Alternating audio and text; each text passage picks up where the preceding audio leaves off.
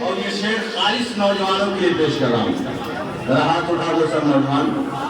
ماشاءاللہ ماشاءاللہ. اب یہ شعر سنو اور اس کے بعد پیغام سنو. مٹا جو رہے حق میں فانی نہیں ہے. عہد کرو سارے نوجوانوں کہ اگر حق کا پرچم نہ لہرایا ہم نے. سارے نوجوان سماعت کر لیں. اگر حق کا پرچم نہ لہرایا ہم نے, اگر حق کا پرچم نہ لہرایا ہم نے, اگر حق کا پرچم نہ لہرایا ہم نے, تو جوانی ہماری جوانی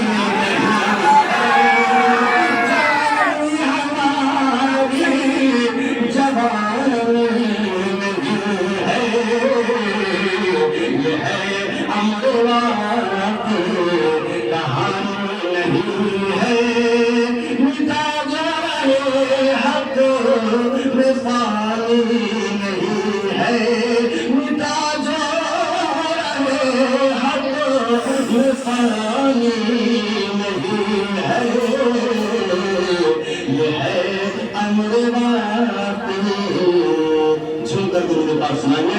اللہم صلی علی سیدنا مولانا محمد وعلی آلہ وسلم منبع العلم والحکم والحکم وآلہ وسلم صلاۃ تبقى وتدوم بدوام الملک الحی القیوم. جس کی موت جہاں لکھی ہوتی ہے وہ وہاں پہنچ ہی جاتا ہے. کبیر داس نے کلکتہ میں ہی مروں گا یہی دفن ہوں گا یہ سوچ کر اپنا ہاتھ پیر کٹوا کے وہیں ٹھہر گئے.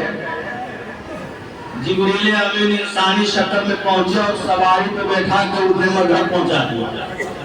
مرنا مگھر تھا, دفن وہاں ہونا تھا تو پہنچا دیا. سوچا کسی کا نہیں ہوتا.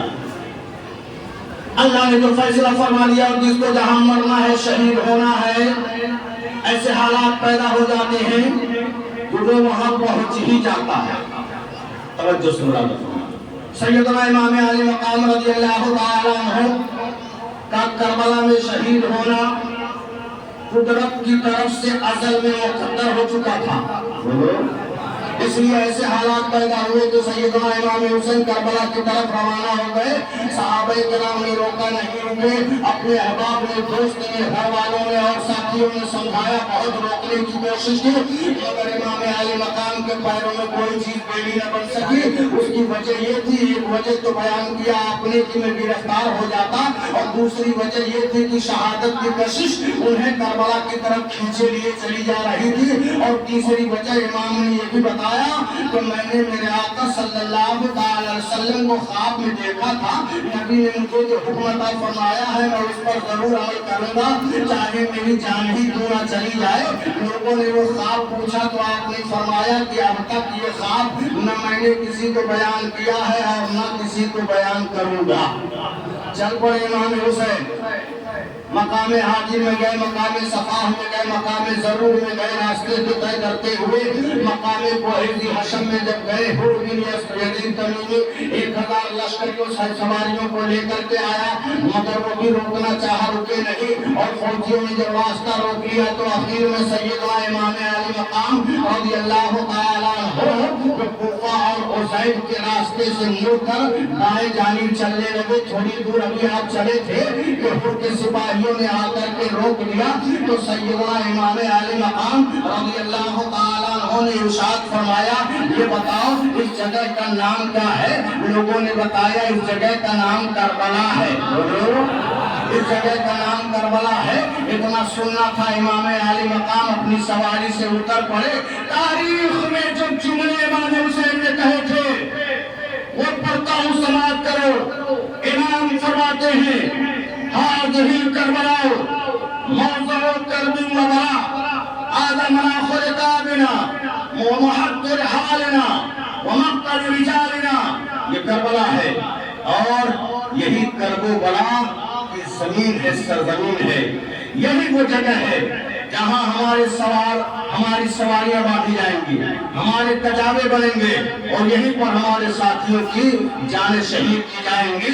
امام عالی مقام وہاں ٹھہر گئے، اور کربلا کی سرزمین پر جب آپ پہنچ کر کے قیام فرما لیا تو اس کے بعد اب گرم منظر دیکھو۔ یہ وہ وقت تھا، بڑی تیزی کے ساتھ آگے بڑھو، شہادتیں سننا ہے آپ سب کو۔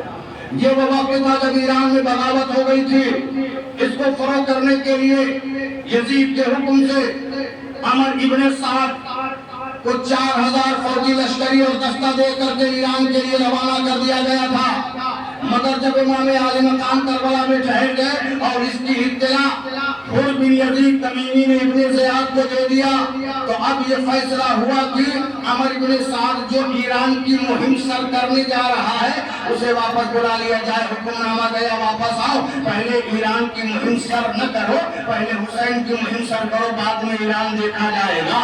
چنانچہ جب وہ آیا تو یہ جانتے ہیں عمر ابن سعد ابن وقاص کون تھا؟ صحابی رسول سیدنا حضرت سعد ابن وقاص جو عشرہ مبشرہ میں سے ہیں، ان کا بیٹا تھا۔ اب کوئی یہ اعتراض نہ کرے کہ باپ اگر ولی ہو، صحابی ہو، تو بیٹا گمراہ نہیں ہو سکتا، جیسے کہ یزید کے بارے میں لوگ کہتے ہیں۔ امیر معاویہ صحابی رسول جلیل القدر مرتبے کے مالک ہے، مگر بیٹا گمراہ ہو گیا۔ ایسے ہی سعد بن وقاص رضی اللہ تعالیٰ عنہ، جن کا بیٹا عمر بن سعد ہے، اچھا وہ یہ جانتا تھا کہ امام حسین کا مقام و مرتبہ کیا ہے، ان کی عظمت کیا ہے، اس لیے پہلے تو اس نے ابن زیاد سے کہا مجھے اس مہم کے لیے نہ بھیجے، تو ابن زیاد نے کہا اگر نہیں جانا ہے تو رائے کی حکومت سے دستبردار ہو جاؤ۔ اس نے کہا مجھے رات بھر کی مہلت دی جائے، میں سوچ کے صبح بتاتا ہوں۔ رات بھر مہلت لینے کے بعد صبح پہنچا، اور وہ بدبخت عاجلی کم وقت تھا، اس نے یہ فیصلہ کر لیا کہ میں امام حسین کی مہم سر کروں گا، اور فیصلہ کرنے کے بعد وہی 4000 کا فوجی دستہ لیا، کربلا پہنچ گیا۔ برابر حکومت اور فوجی بھیجے جاتے رہے، یہاں تک کہ کربلا کی سرزمین پر 22,000 کا لشکر جرار جمع ہو گیا۔ تاریخ سمجھتے چلیا، حیرت کی بات ہے، تعجب کی بات ہے کہ امام عالی مقام رضی اللہ تعالیٰ عنہ کے ساتھ کل 82 لوگ ہیں، جن میں عورتیں ہیں، خواتین ہیں، بچے ہیں، وہ بھی جنگ کے ارادے سے آئے نہیں ہیں، نہ تلوار ہے، نہ نیزے، نہ بھالے، نہ ہتھیار، نہ اسلحے، اس طرح پریشان حال ہیں، اور ان کے مقابلے کے لیے 22,000 کا لشکر جرار 1 گنی، 2 گنی، 10 گنی کیا 100 گنی تعداد کو بھی کافی نہیں سمجھا ان کوفیوں نے، اور 22,000 کا لشکر جرار کربلا میں بھیج دیا۔ اس پر بھی بس نہ چلا تو ان کو یہ فیصلہ کرنا پڑا، عمر بن حجاج کو 500 سواروں کے ساتھ نہر فرات پر بھیج کر پہرا لگا دیا۔ خبردار خبردار حسین اور ان کے ساتھیوں، ان کے گھر والوں کو پانی کا ایک قطرہ نہیں ملنا چاہیے۔ یہ فیصلہ ہو گیا، کتنا ڈر تھا، اور یہ پانی جو بند کیا گیا 10 محرم الحرام سے 3 روز پہلے کا واقعہ ہے۔ ابن سعد نے امام حسین کے پاس آدمی بھیجا، پیغام بھیجا، ان سے پوچھو کیوں آئے ہیں؟ امام عالی مقام نے فرمایا میں اپنی مرضی سے نہیں آیا ہوں، ان لوگوں نے تو خطوط بھیج کر مجھے بلایا تھا تب میں آیا ہوں، اگر میرا آنا پسند نہ ہو، اگر میرا آنا پسند نہ ہو تو میں یہاں سے واپس چلا جاتا ہوں، مجھے جانے دو۔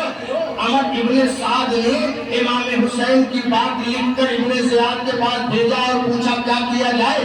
ابن زیاد کا جواب آیا حسین سے کہو کہ وہ یزید کے سامنے سر جھکا دے، اور اگر وہ سر جھکا دیں گے تو جو ہم کو سمجھ میں آئے گا وہ فیصلہ کریں گے، اور یہ فیصلہ ہمارا ہوگا، اور اگر سر نہ جھکائیں تو ان سے جنگ کے لیے بہت تیار ہو جائیں، مرنے کرنے کے لیے۔ اللہ اکبر! عمر بن سعد نے جب یہ خط پڑھا اور دیکھا سنا تو وہ سمجھ گیا امن عافیت ابن زیاد کو منظور نہیں ہے، اور وہ ہر حال میں جنگ لڑنا ہی چاہتا ہے۔ چنانچہ عمر بن سعد نے امام حسین سے یہ پیغام کو نہیں پہنچایا، بس اتنا ہی کہا کہ قسم خدا کی حسین یزید کے سامنے کبھی اپنا سر جھکا نہیں سکتے ہیں۔ امام عالی مقام نے عمر بن سعد کے پاس پیغام بھیجا آج رات میں ہم تم سے ملاقات کرنا چاہتے ہیں۔ وہ تیار ہو گیا اور امام حسین کی سواروں کے ساتھ ادھر ابن سعد کی سواروں کے ساتھ رات میں تنہا اکیلے گئے اور اپنے سواروں کو الگ کر دیا اور تنہائی میں دونوں کافی دیر تک امام علی مقام رضی اللہ تعالیٰ عنہ اور ابن سعد دونوں آپس میں گفتگو کرتے رہے۔ کچھ دیر کے بعد تاریخ دے رہا ہوں سماعت فرما لیں، امام حسین نے تین شرطیں پیش فرمایا، تین باتیں پیش فرمائی اور انہوں نے فرمایا ان تینوں میں سے کوئی بھی بات میرے لیے منظور کر لو، مجھے یہاں سے واپس جانے دو، پہلی بات۔ دوسری بات یہ، مجھے کسی سرحدی مقام پر لے چلو، میں وہیں رہ کر اپنا وقت گزار لوں گا، زندگی گزار لوں گا۔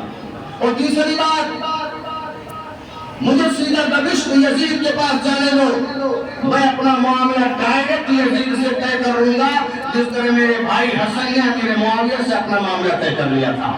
ان تینوں باتوں کو ابن سعد نے لکھ کر ابن زیاد کے پاس بھیجا، تو ابن زیاد نے جب یہ پڑھا تو ابن زیاد کے سامنے خط کھول کر پڑھا جا رہا ہے، اس میں لکھا تھا کہ اے ابن زیاد، اے گورنر، اب جنگ کا شعلہ رک جانا چاہیے، اب جنگ نہیں ہونا چاہیے، صلح کی بات پیدا ہو گئی، امام حسین کا رویہ بڑا نرم ہے، اس لیے اب جنگ لگ لی جائے۔ جب یہ خط ابن زیاد کو ملا تو پہلے تھوڑی دیر کے لیے تو وہ نرم ہو گیا اور کہنے لگا کہ یہ تحریر ایسے شخص کی ہے جو اپنے امیر کا خیر خواہ ہے، اس لیے چلو میں نے منظور کر لیا۔ ابن زیاد نے کہا تھا میں نے منظور کر لیا۔ ابن سعد نے جو خط میں لکھ کے بھیجا تھا امام حسین کی اپنی بات اور تینوں باتیں، اس نے کہا چلو میں نے منظور کر لیا، مگر اسی مجمع میں بیٹھا بدبخت شمر ذی جوشن کھڑا ہوا اور اس نے کہا کہ اے ابن زیاد، آپ یہ کیا قدم اٹھانے جا رہے ہیں؟ وہ آپ کی سرزمین پر اترے ہوئے ہیں اور اگر آپ نے ان کو ایسے ہی جانے دیا، اگر انہوں نے آپ کے حکم پر سر نہیں جھکایا اور وہ یوں چلے گئے تو غلبہ ان کے لیے ہوگا، طاقت و قوت ان کے لیے ہوگی، پھر ان پر آپ غلبہ کبھی پا نہیں سکتے ہیں۔ آپ کے لیے لازم و ضروری ہے آپ ان کو حکم دیجئے کہ یزید کے نام پر وہ بیعت کر لے، سر جھکا دے۔ اگر وہ سر جھکا دے تو ٹھیک، آپ کو اختیار ہے کہ چاہے تو آپ ان کو سزا دیں اور چاہے تو آپ ان کو معاف کر دیں۔ اتنا سننا تھا تو ابن زیاد کی رائے بدل گئی اور اس نے بیٹھے بیٹھے فیصلہ کر لیا اور اس کے بعد عمر ابن سعد کو کربلا میں خط لکھ کر کے بھیجا۔ کیا بھیجا؟ خط لکھ کر کے بھیجا، اے عمر ابن سعد، میں نے تجھے وہاں حسین اور حسین کے ساتھیوں کی فکر کرنے بچانے کے لیے نہیں بھیجا، میں نے تمہیں ان کو گرفتار کرنے کے لیے اور قتل کرنے کے لیے بھیجا ہے۔ سن لو، ان کو بچانے کی فکر نہ کرو، بلکہ ان کے سامنے یہ مدعا پیش کرو کہ وہ بیعت کر لیں، میرے حکم پر سر جھکا دے، اگر وہ سر جھکا دے تو انہیں میرے پاس لے آؤ، اور اگر سر نہ جھکائے تو سب کے سر کاٹ دو، حسین کے سر کو اور ان کے لاش کو رود ڈالو گھوڑوں کی ٹانپوں سے۔ اور اس طرح اگر تم سے یہ نہ ہو سکے کہ بھائی یہ تین باتیں سمجھ رہا، ابن زیاد کوفہ کا گورنر، وہ کربلا میں نہیں ہے، کوفہ میں ہے، وہاں سے حکم دے رہا ہے، اور ابن سعد یہ کربلا میں کوفی لشکر کا سپہ سالار ہے۔ امام حسین سے ابن سعد بات کر رہا ہے اور بات کر کے وہ بات ابن زیاد کو پہنچا رہا ہے اور ادھر سے جواب آ رہا ہے۔ بات سمجھ آ گئی کہ سمجھ آ گئی؟ اب ابن زیاد کا حکم جب آیا تو اس میں لکھا تھا اگر تم یہ مہم سر نہیں کر سکتے ہو تو میرے فوجی اور میرے سارے سپاہی یہ تم شمر کے حوالے کر دو، شمر اس مہم کو فیصلہ کر کے کرے گا اور اس مہم کو سر کرنے والا ہے۔ چنانچہ ابن سعد نے جب یہ خط پڑھا تو اس میں ایک چیز اور لکھا تھا، شمر کو خط میں لکھنے کے بعد ابن زیاد نے شمر سے کہا تھا اگر وہ فوجی دستہ تمہارے حوالے نہ کرے تو پہلے اسی کا سر تم کاٹ لینا۔ شمر سے کہا کہ تو پہلے ابن سعد کا سر کاٹ لینا۔ اس نے جا کر کے جب خط دکھایا ابن سعد بھڑک گیا اور کہنے لگا اے نادان، اے ظالم بدکار، تو نے یہ کیا کر دیا؟ امن و عافیت کا پیغام جو میں نے بھیجا تھا، صلح کے راستے ہموار ہو گئے تھے، مگر تیری بات سے ابن زیاد کی رائے بدل گئی ہے اور ابن زیاد اب اس طرح سے جو پیغام اس نے بھیجا ہے تو کان کھول کر کے سنو کہ قسم خدا کی حسین کبھی بھی ذلت کے ساتھ یزید کے ہاتھ میں اپنا ہاتھ دینے والے نہیں ہیں۔ اعلان کر دیا کس نے؟ عمر ابن سعد نے۔ شمر نے کہا یہ بات بتاؤ، بلکہ یہ بتاؤ کہ تم یہ لڑائی خود کرو گے، یہ مہم سر کرو گے یا لشکر ہمارے حوالے کرو گے؟ وہ بدبخت قدری تھا عمر بن سعد، اس نے کہا کہ یہ مہم میں خود سر کرنے والا ہوں اور تمہارے حوالے نہیں کروں گا، غور سے سننے کا میری بات، یہ تعریف دے رہا ہوں، یہ کربلا کے میدان میں ہو رہا ہے۔ اتنا کہنے کے بعد عمر بن سعد نے جمعرات کا دن تھا، 9 محرم الحرام کا دن، حضرت سیدنا امام عالی مقام رضی اللہ تعالیٰ عنہ اور ان کے گھر والے اہل بیت اور وہ محترم محضرات جو بھی محرمات تھے سب امام حسین کے ساتھ میں خیمہ لگائے ہوئے وہاں ٹھہرے ہوئے تھے۔ اتنے میں عمر بن سعد نے حملہ کرنے کا حکم دے دیا۔ فوجیوں کے شور و غل کی آواز جب خیمے کے بالکل قریب آئی تو عالم کیا تھا؟ امام حسین رضی اللہ تعالیٰ عنہ، تاریخ کے حوالے سے دے رہا ہوں، ملاحظہ فرما لو، امام حسین رضی اللہ تعالیٰ عنہ خیمے کے دروازے پر اپنے گھٹنوں کے بل بیٹھ کر تلوار کا ٹیک لگائے گھٹنوں پر سر رکھ کے آرام کر رہے تھے کہ آنکھ لگ گئی، آنکھ لگ گئی۔ اتنے میں جب فوجیوں کے شور و غل کی آواز آئی، حضرت زینب قریب گئی اور پردے کی آڑ سے اپنے بھائی امام حسین کو جگایا اور جگانے کے بعد ارشاد فرماتی ہے، اے بھائی حسین، یہ تو فوجیوں کی آواز بڑے قریب سے آ رہی ہے، دیکھیے کیا معاملہ ہے۔ میرے آقا امام حسین نے ارشاد فرمایا، بہن زینب ٹھہر جاؤ ٹھہر جاؤ، ابھی میری آنکھ لگ گئی تھی، میں نے خواب میں نانا جان کا دیدار کیا، خواب میں نے نانا جان کا دیدار ابھی کیا۔ آقا ارشاد فرما رہے ہیں کہ انک تروح الینا، اے حسین تم عنقریب ہمارے پاس آنے والے ہو، ہماری طرف سیر کر رہے ہو۔ اللہ اکبر، اتنا سننا تھا۔ حضرت زینب نے کہا، یا ویلتا، ہائے مصیبت۔ امام فرماتے ہیں، بہن زینب صبر کرو، اللہ تبارک و تعالی مالک ہے اور وہی حفاظت فرمانے والا ہے۔ اس کے بعد امام نے حضرت عباس سے فرمایا، عباس جاؤ اور وہ فوجیوں سے پوچھو اس وقت حملہ کرنے کا کیا سبب ہے۔ جواب ملا کہ وہ یزید کے ہاتھ پر بحث سب کے سب کر لو، سر جھکا دو اور یا تو لڑنے مرنے کے لیے تیار ہو جاؤ۔ سیدنا امام حسین سے آ کر حضرت عباس نے جب بتایا، امام حسین فرماتے ہیں کہ جاؤ اور ان سے کہہ دو کہ ایک رات کی ہمیں اور مہلت دے دو، کیا آج ایک رات کی ہمیں اور مہلت دے دے تاکہ ہم نماز پڑھ لیں، دعا استغفار کر لیں۔ اللہ خوب جانتا ہے میں دعا استغفار اور تلاوت کو کتنا پسند کرتا ہوں۔ جب عباس رضی اللہ تعالیٰ عنہ نے جا کے ان سے کہا ایک رات کی مہلت دی جائے تو انہوں نے منظور کر لیا اور حضرت سیدنا امام عالی مقام رضی اللہ تعالیٰ عنہ جمعرات کا دن گزر کے شام ہو گئی اور اب عاشورہ کی رات آ گئی ہے۔ سیدنا امام عالی مقام رضی اللہ تعالیٰ عنہ اب اپنے ساتھیوں میں تقریر فرما رہے ہیں، اے میرے ساتھیوں، اللہ کا کرم ہے اور اس کا شکر لاکھ حمد و ثنا اس کے لیے ہے کہ اس نے ہمیں یعنی اہل بیت نبوت کو نبوت کی شان عطا فرمایا ہے اور ہم کو مرتبہ عطا فرمایا ہے، حق آگاہ آنکھیں عطا فرمایا، حق سننے والے کان ہمیں عطا فرمایا۔ میں گواہی دیتا ہوں کہ پوری دنیا میں میرے ساتھیوں سے زیادہ اطاعت گزار اور فرمانبردار کوئی نہیں ہے۔ تم لوگوں نے میرا جو ساتھ دیا ہے میں اس پر گواہ ہوں۔ اب رات کے سناٹے میں میں تمہیں یہ اجازت دے رہا ہوں کہ تم میں سے جو جانا چاہے وہ چلا جائے، میری طرف سے کوئی نہ الزام ہوگا نہ رکاوٹ ہوگی، اس لیے کہ یہ لوگ میرے خون کے کرتے ہیں، مجھے قتل کر لیں گے تو کسی سے مواخذہ نہیں کرنے والے ہیں۔ اللہ اکبر کبیرہ۔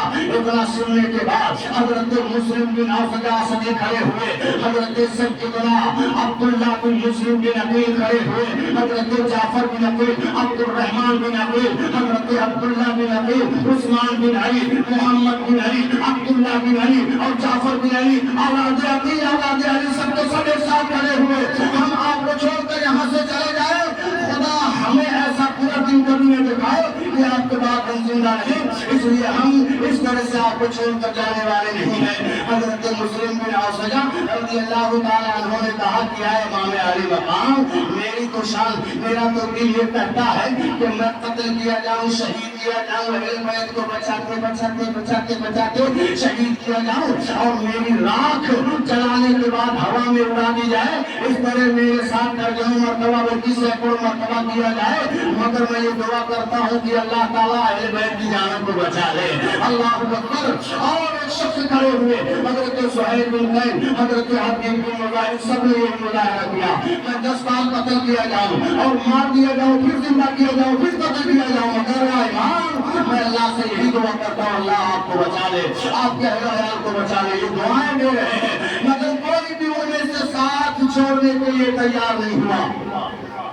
سیدنا امام علی مقام رضی اللہ تعالیٰ عنہ تقریر کرنے کے بعد اب خیمے میں سب لوگ گئے، اور جنگ کا یہ طریقہ ہوا کرتا تھا کہ جنگ کے موقع پر جو خیمے لگائے جاتے تھے، جس کو آج ہم انگریزی میں ٹینٹ کہتے ہیں، خیمے لگائے جاتے تھے، تو خیمے کے چاروں طرف پیچھے والے حصے کی طرف گڈھا کھود کر اس میں لکڑیاں جمع کر کے جلا دی جاتی تھی، تاکہ فوجی اور دشمن پیچھے سے حملہ نہ کرے۔ لکڑیاں جمع کر دی گئی حفاظت کے لیے، اور اس میں آگ لگا دی گئی۔ پوری رات اہل بیت اطہار نواسے رسول اللہ، ان کے شہزادوں نے، بیٹوں نے، بھتیجوں نے، بھانجوں نے، ساتھیوں نے عبادت ریاضت کے ساتھ رات گزارا، تلاوت کر رہے ہیں، استغفار کر رہے ہیں، درود پڑھ رہے ہیں، اور صبح جب نمودار ہوئی اللہ اکبر، پورے گھر والوں نے پورے خوشی اور خضوع کے ساتھ نماز فجر ادا کیا، اور نماز فجر ادا کرنے کے بعد سیدنا امام علی مقام رضی اللہ تعالیٰ عنہ اونٹنی کو سوار ہوئے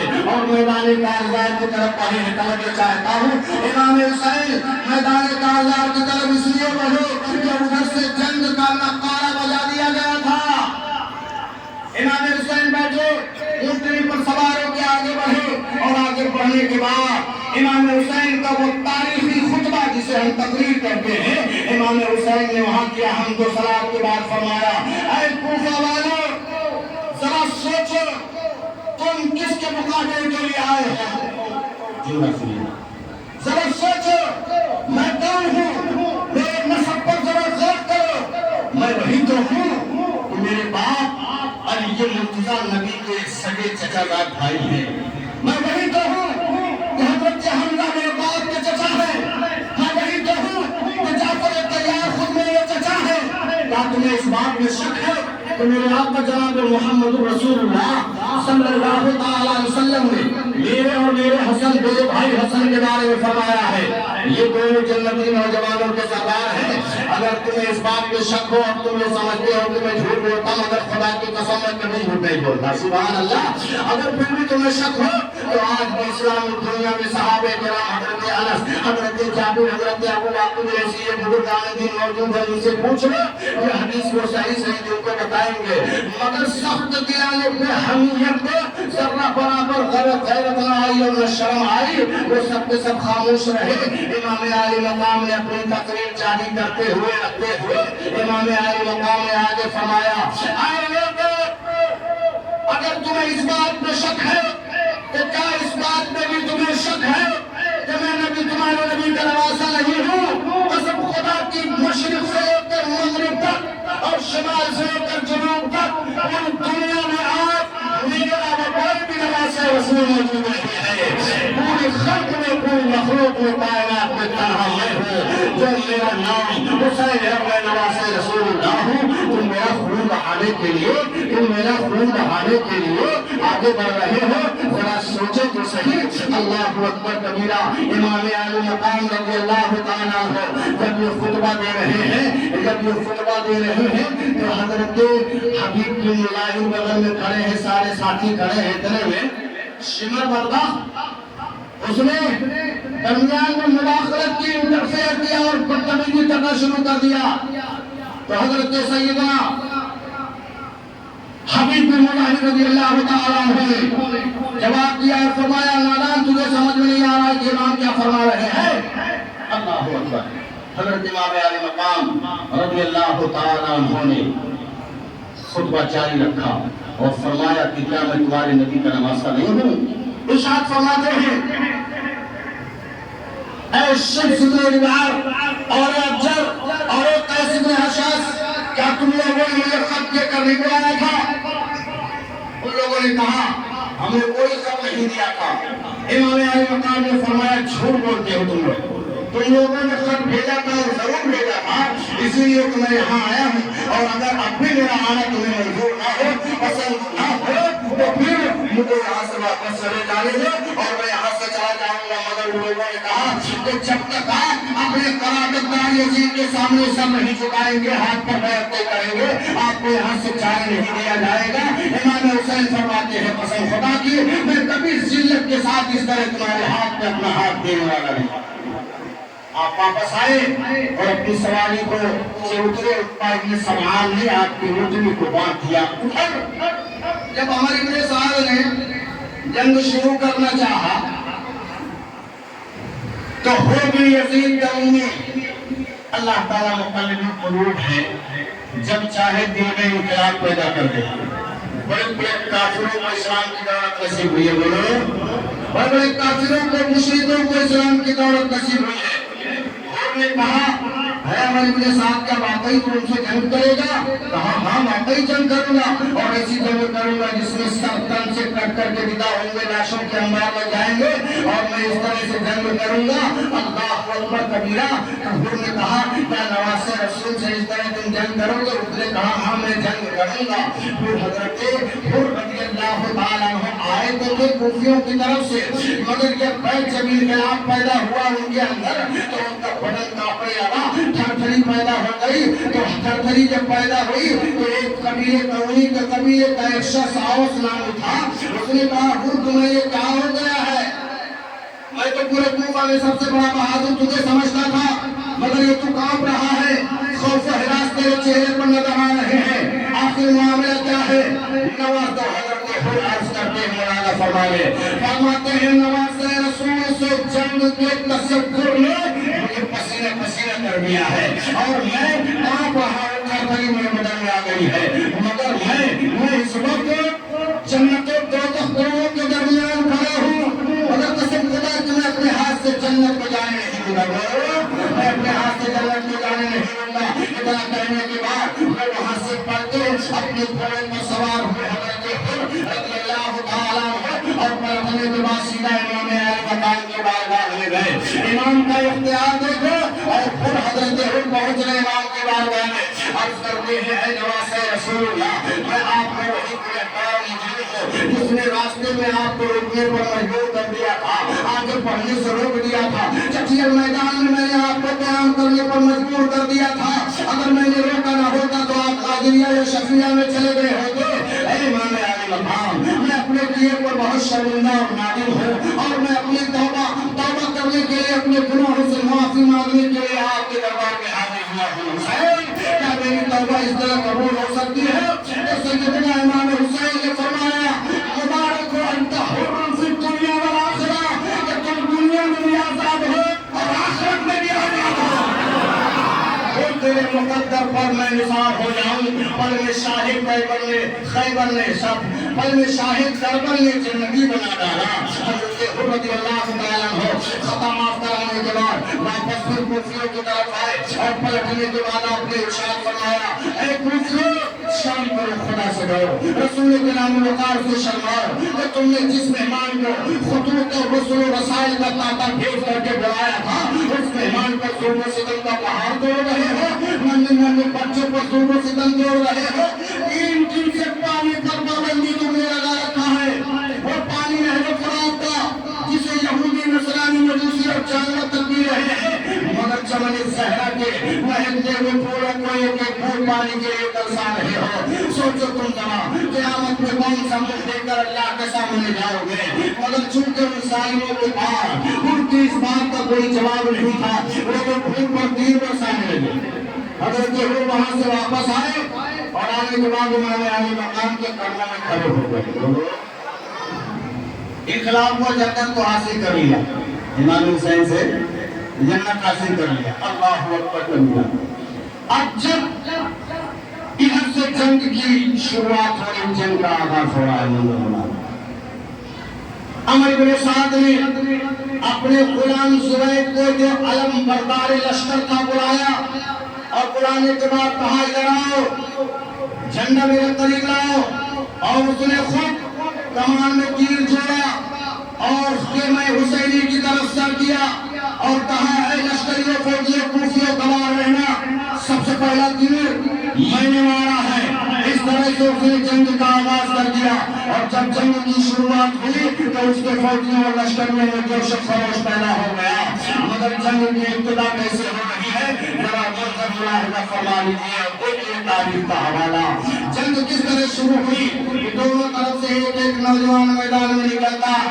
دونوں طرف سے ایک ایک میدان جوان میدان میں نکلتا اور مقابلہ کرتے، اس میں سے جو مارا جاتا وہ مر جاتا اور جو بچتا وہ واپس چلا جاتا ہے۔ یزیدیوں کی طرف سے، کوفیوں کی طرف سے سب سے پہلے یسار اور سالم جو زیاد اور ابن زیاد کے دو آزاد کردہ غلام تھے، وہ دونوں آگے نکلے، میدان میں آئے اور انہوں نے اپنے مقابلے میں جب بلایا تو امام عالی مقام کی طرف سے حضرت حبیب بن مظاہر، حضرت بریر بن حسین، یہ دونوں چلے کھڑے ہوئے اور اجازت مانگ رہے ہیں، آقا اجازت دیجیے، مگر حسین نے انہیں بیٹھا دیا۔ اتنے میں عبداللہ بن عمیر کربی رضی اللہ تعالیٰ عنہ قبیلے حنین کے رہنے والے تھے، ابھی چند روز ہوئے کہ شادی ہوئی نوجوان کمی حیدر ہے، آقا امام حسین سے اجازت طلب کر رہے ہیں، سرکار مجھے جنگ میں جانے کی اجازت مرحمت فرمائیے۔ امام حسین نے سر سے پیر تک نظر دوڑائی، دیکھا کبھی حیدر ہے، نوجوان ہے اور جو شوق شہادت میں اجازت طلب کر رہے ہیں، تو امام حسین فرماتے ہیں ٹھیک ہے، تمہارا جو جی چاہے وہ کرو۔ حضرت عبداللہ بن عمیر کربی رضی اللہ تعالیٰ عنہ آگے بڑھے اور جب میدان میں گئے تو آپ نے فرمایا اور میرے مقابلے میں تم کو آنا ہے۔ یسار اس وقت سالم سے آگے بڑھا ہوا تھا، یہ دونوں بیٹھے نا یسار اور سالم۔ یسار سے حضرت عبداللہ بن عمیر کربی نے فرمایا اور فاحشہ کے بیٹے جو مجھ سے لڑنے میں اپنی توہین سمجھتا ہے، ابھی تجھے مزہ چکھا دیتا ہوں۔ اتنا کہنے کے بعد ایک ہی تلوار کا وار ایسا دیا کہ یسار جگہ پر ڈھیر ہو گیا اور فیصلے نال جہنم ہو گیا۔